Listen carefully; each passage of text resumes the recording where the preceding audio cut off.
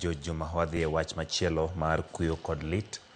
Nyasi mar rapar mar Colonel retired James Gitahi ne otim kawuono e kanisa mar St. Catherine of Siena Catholic Kitusuru e kaunti ma Nairobi. Gitahi opar kaka jal mano keto chunye tije manomiyo oriembo ndeke mane ting'o jotend piny kendo jal manohero ganda kendo ne orito familia mare. Lidio Keyo ne ochopo it mare kendo iso report machal kama.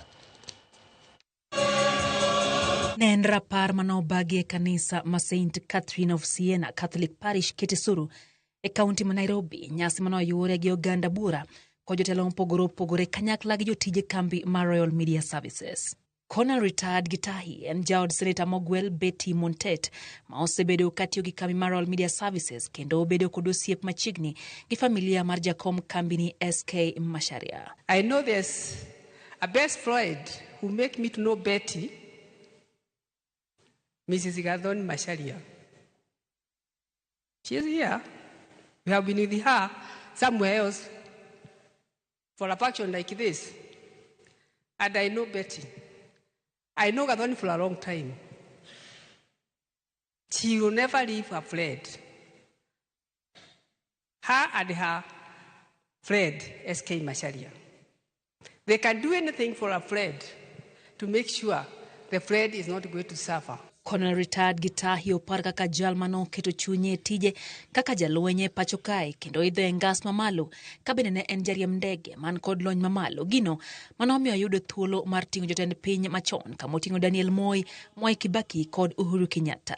And Major General Jeff Okanga narrated to us the very stringent criteria required for one to be appointed a presidential pilot.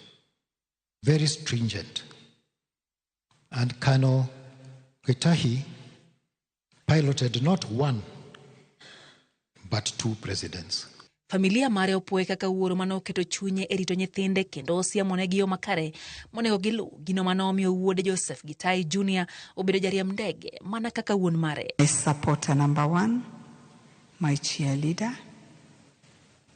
We never had separate bank accounts. You allowed me to be myself. Always wanted me to be happy. How I had learned to listen and listen, even to listen to you as you talked in your sleep. We had planned for a happy retirement. He gave us a wonderful home in Manzoni and a place he loved so much. He was a pilot by calling. He embraced every early morning, every instruction and every challenge with passion and dedication. God knows, if I could change one thing, I would tell Dad every day how much he meant to me. That surely changes everything. I already miss the sound of his voice, the wisdom in his advice. Jolweny mane otiyo godo opoyo chuny mane en go kod chia mare ka joriemb ndege wetene bende opoye kuom lony mare kendo siemonegi yo makare. In recognition of his thoughtful leadership and the profound impact he had on his colleagues and the organization, the management offered Kanojeji an opportunity to fly one last time with his family on May 19, 2023.